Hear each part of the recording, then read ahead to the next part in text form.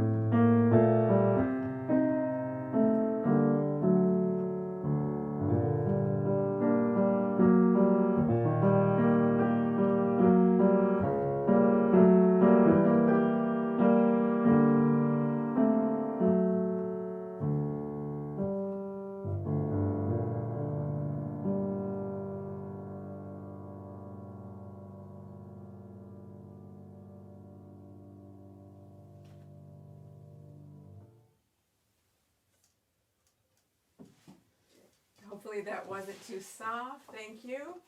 Those of you with a dog at home, if you could write your dog's name or your plural dog's names, that would be great. And that may sound familiar to you if you have the free playlist at My Zen Pet, because I actually arranged that for dogs. And thank you so much for the floating hearts. Star, if you could put the link to My Zen Pet, that'd be great. I have a free playlist there that works to calm the canine nervous system and relieve anxiety issues, but it works for people too. Right? It's okay if we share, because what gets transferred down the other end of the leash is important. And Bagel, Star's new rescue dog, is listening to it. Glad he's enjoying it. Going into a much bigger work, the longest work on the program. Those of you who have been following me since I started this series, March 28th, know that this is one of my favorites. This is the Brahms arrangement of the Bach Chaconne for violin. So it's a very, very famous piece for violin. And Brahms wrote it for Clara Schumann, his love interest, so to speak, when she had tendinitis in her right hand. And I just so love this piece, I can't even tell you. It's one of these pieces that makes me feel so fortunate to have that huge injury to my hand when I broke and I had 7 fractures and had 4 surgeries, because I didn't know this piece before that. I knew there's another arrangement of the Bach Chaconne by Bisoni, which I knew, but I didn't know the left hand only.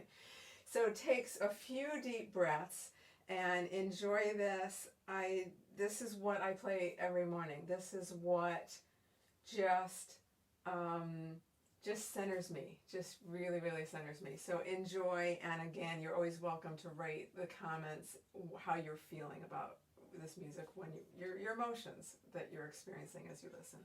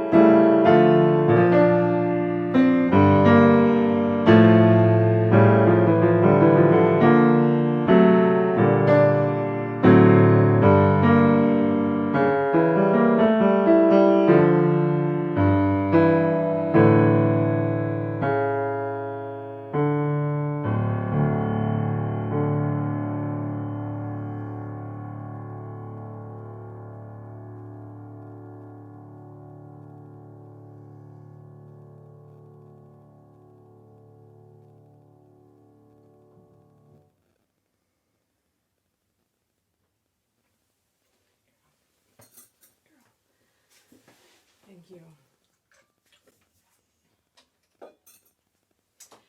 Thank you so much. And thank you to Clara Schumann for injuring her right hand so that Brahms wrote that piece for her. I just love that piece, and it's hard for me to see all the comments coming in, but I will respond to them all later, and I look forward to hearing what emotions you were experiencing while you listen to that. So those of you who are new, the hearts, the floating emojis are the silent applause. I've been doing this for 7-8 months now, and I love them. They're just feed my soul, so thank you. I would love to hear from you. So I'm going to tell you a little more about what we're doing. We're recording for two purposes. One is I wanted to get a better recording, so what you're hearing is mono. Adam is on the other end of the piano with his mic set up here, recording in stereo for two purposes. He's going to match this visual with his audio, and that's part of the rewards that I'm going to be offering you. So Star, who's my on my team, and first of all, a big shout out to Star. Star is in Michigan. We've never met personally, but she's my virtual assistant, and she is just a rock star with digital media, and she is, if you could post the page, Star, you probably already have, with both the new Left Hand Lemonade pages on the website. She did those, and just Star, thank you so much. And she's here monitoring this. She's monitoring Crowdcast in case anyone shows up. She's multitasking everywhere. So Star, thank you. And she's posting the rewards. And so one of the rewards is a professional recording of this, a video recording, because he's matching his sound with my visual. The other purpose is for the album Left Hand Lemonade. This was decided at 11:30 last night. We talked about this. It's like I was going to have him come later and do this and, raise the money to record Left Hand Lemonade. It's like, I just am a risk taker. I go for it. Let's just do this live and see what happens, with the hopes of experiencing some of this might go directly into album. Some of it may require some editing. Some of it I may let go of my perfectionism and just accept it. And I'm quite proud of that last performance of the Brahms Chaconne. I've done that several times here, and that was my best. So, we'll see what we get. But this is all turning into an album, a physical CD and music on streaming channels called Left Hand Lemonade. And that's what I'm raising funds for and offering you all sorts of perks and rewards. And so I'll leave that up to Star to post that. So one of the things I'd like to know from you about that recording, those of you who've been with me a while, like beginning of April, the end of March, beginning of April, and there are many of you who have. I used to read from a memoir I'm writing called Left Hand Lemonade, which is about it's about so many things, my hand recovery and my childhood with music, and a whole bunch of themes in that relate to each other. And at the beginning of each chapter, I write a quote, an inspirational quote that's from me, it's not from someone else. And so what I'd like to hear from you while I get ready for this next piece, if you could post a 1 in the comments, if you would like to have those quotes, and I'll give you an example in a second, for its own track. Like its own track, there's just a quote that's a sentence or 2 sentences, and one of them is, I am not going to be okay, because I am going to be so much better than okay. And then I write on that, and the story is that when I fell, 2 minutes later, my friend who was with me said to me, "You're going to be okay." And I said, "No, I'm screaming in pain." And I saw my finger that looked like it had fallen off my hand. I said, "No, I'm not going to be okay." And it was I'm usually pretty positive, as you know, and it was so uncharacteristic of me. And I later realized in therapy, you know what? I'm not going to be okay, because I'm going to be so much better than okay. So I'd like to hear what you want. Would that be disruptive to have those quotes as verbal talks in tracks in between the music, or would you like that? So while I get ready for the Scriabin, if you could let me know in the comments with a 1 if you would prefer that. And I'm deciding on that, and I will take your feedback. Elena says 1, fantastic. And I'm pulling up my Scriabin, and we'll see who else says 1. So I am moving on to 2 pieces. These last 2 were arrangements for left hand. These next two are originally written for left hand. So Scriabin wrote a not early opus. Opus just means a chronological listing of a composer's work. Opus 9 is early in Scriabin's life, and he wrote this in 1894, Russian Romantic, and the Prelude and the Nocturne, two of the most beautiful pieces I've ever played for either hand. And as always, this is from heart to heart, write your feelings that you're experiencing as you listen to this.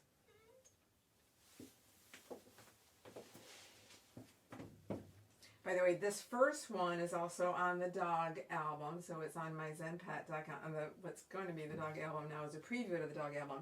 I don't know if you could hear, if the mic picked up, but Gina was snoring during the Bach Brahms, so she will definitely be snoring during this. And I forgot I wasn't going to keep her near me when I was recording, but I cannot play the piano without her by my side, so it really helps me. You might just get some snoring, and if your dogs are snoring at home, it's all good.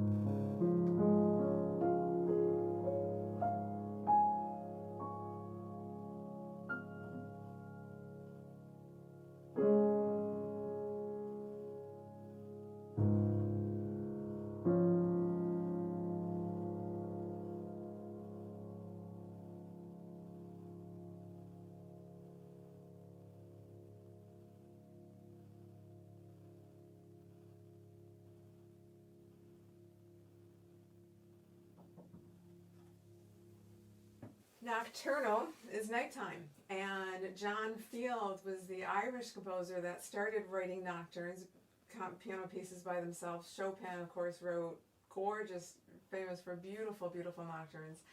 And there's so many. There's Scriabin, there's so many. I have had 3 nocturnes written for me by one composer who you may know if you run Dog Agility.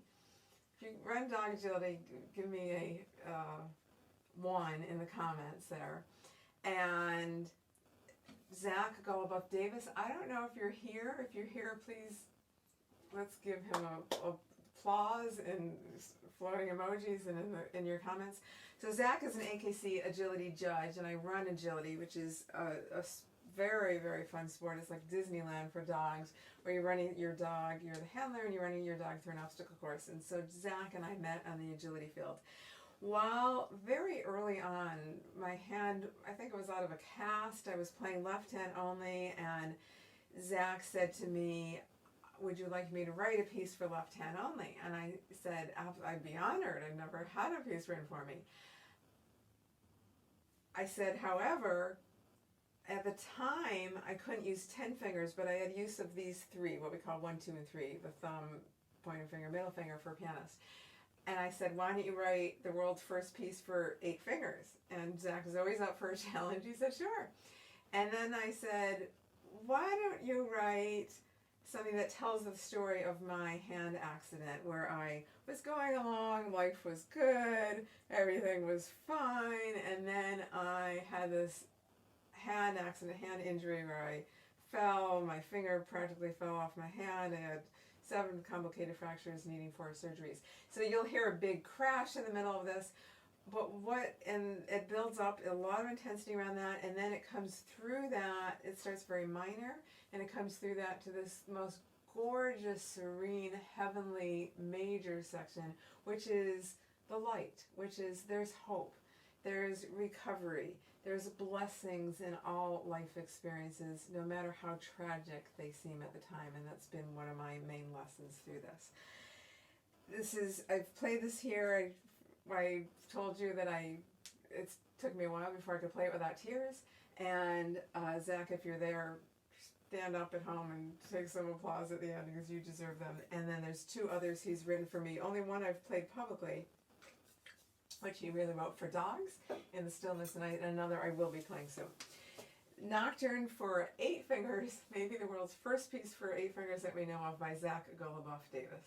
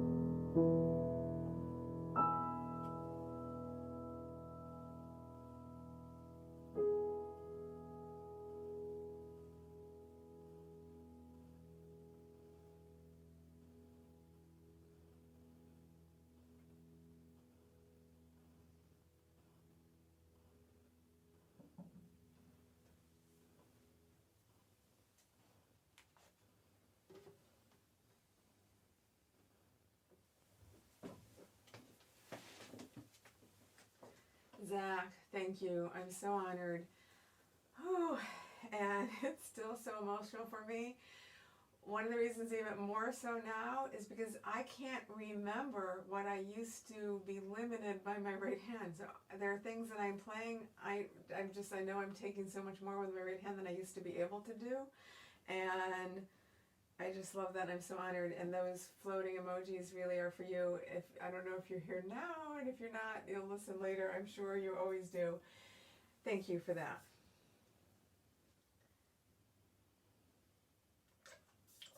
Again, lots of emotions, and you're falling asleep.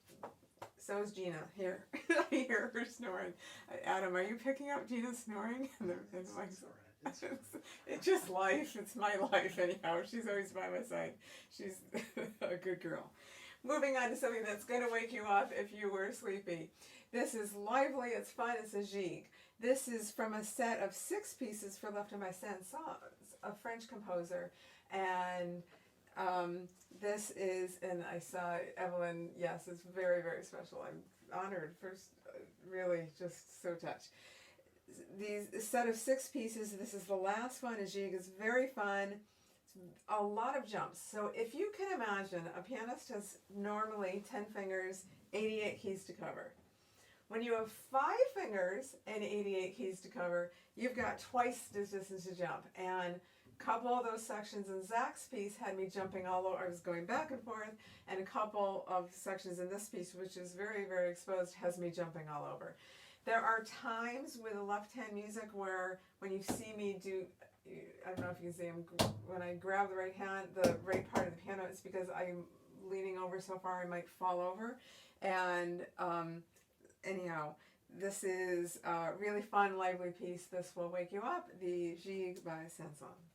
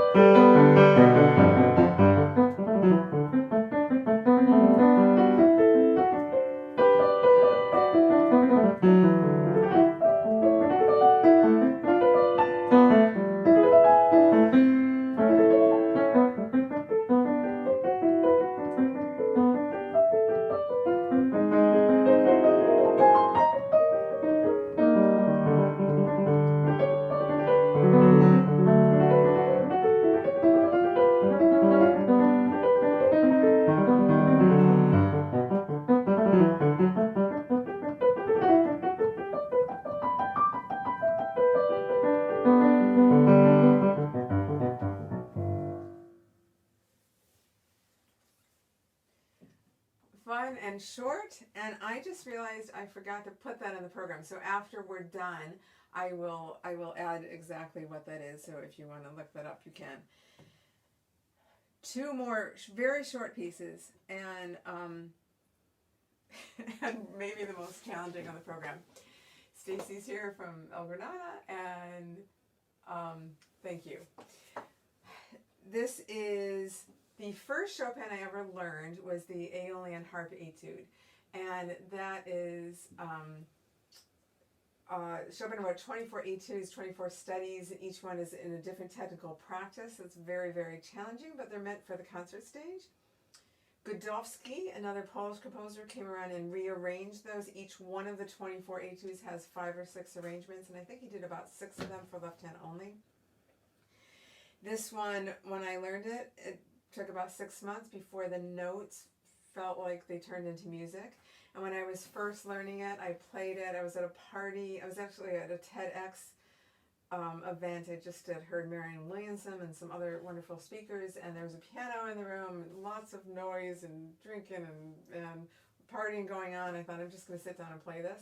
And it was under tempo. It was very new. And this UC Berkeley student came up to me and said, "Why do you play it so slowly?"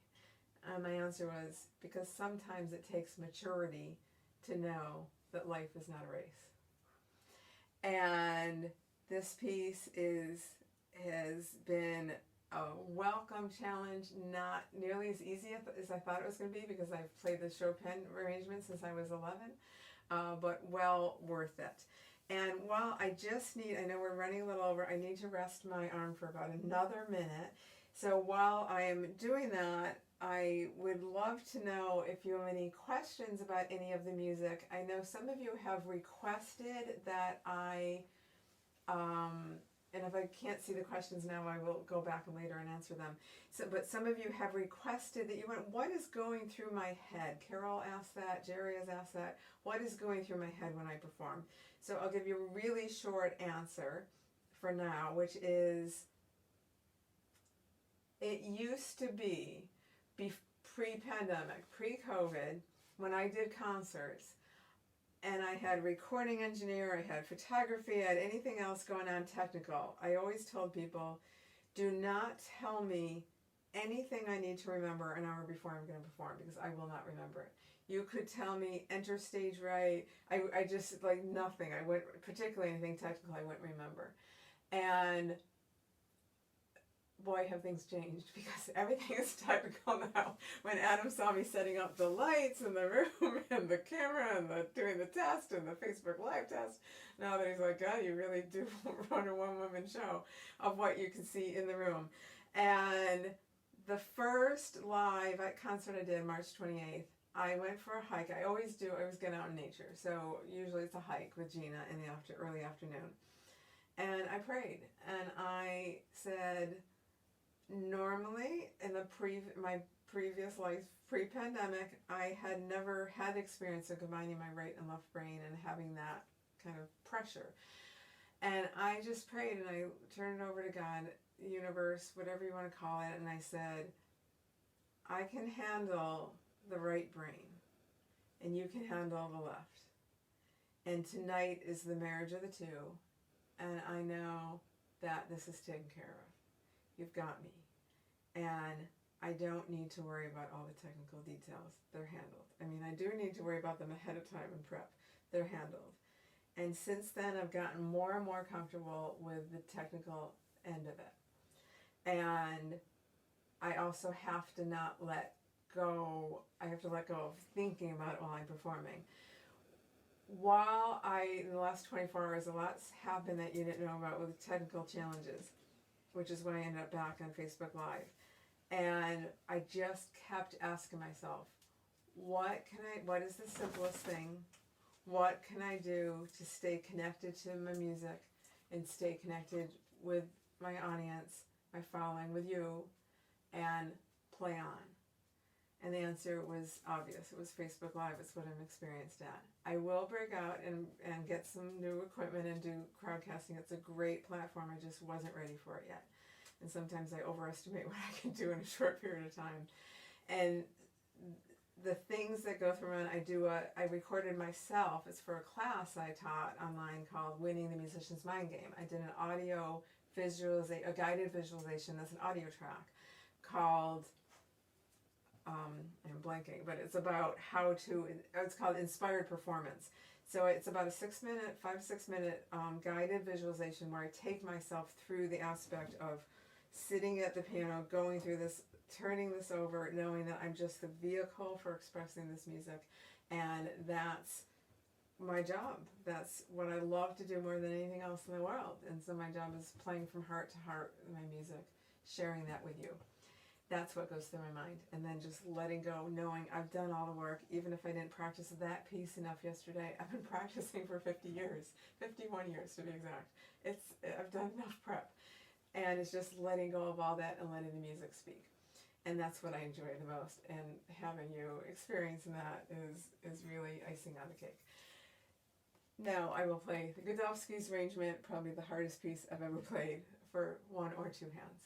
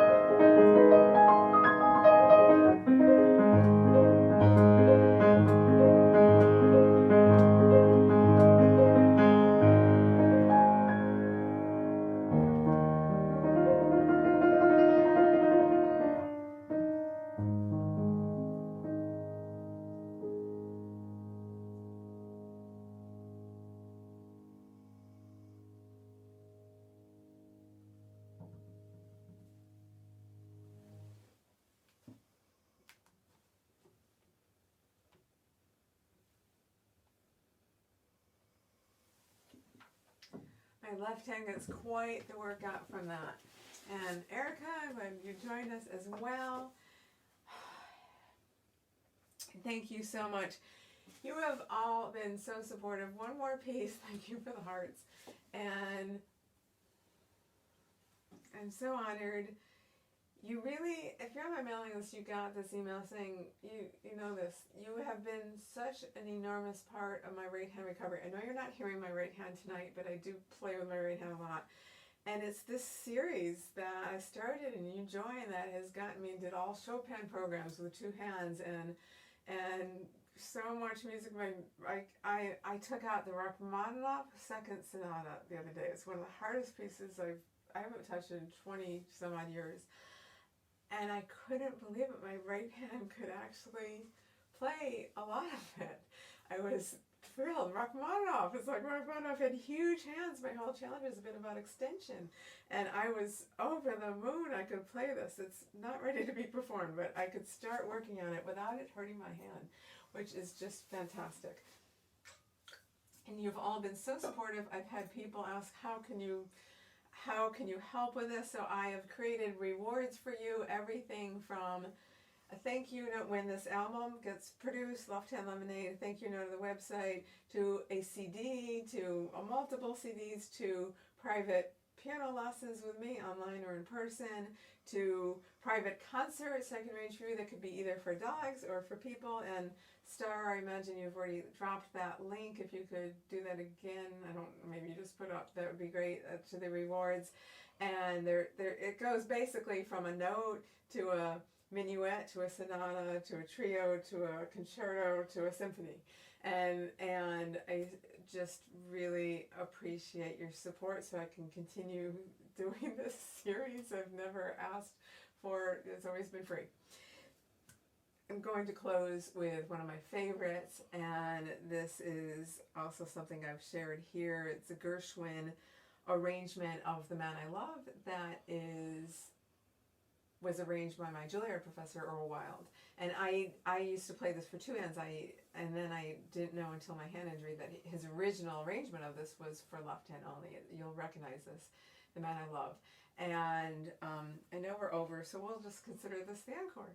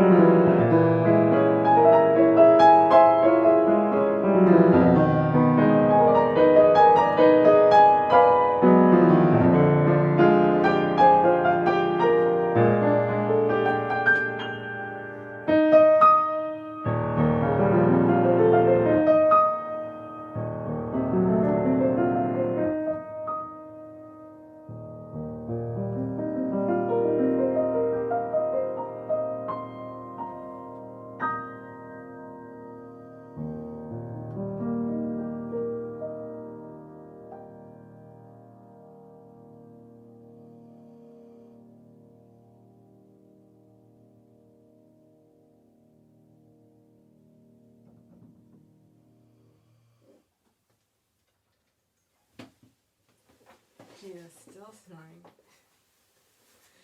Thank you. If you could, thank you so much.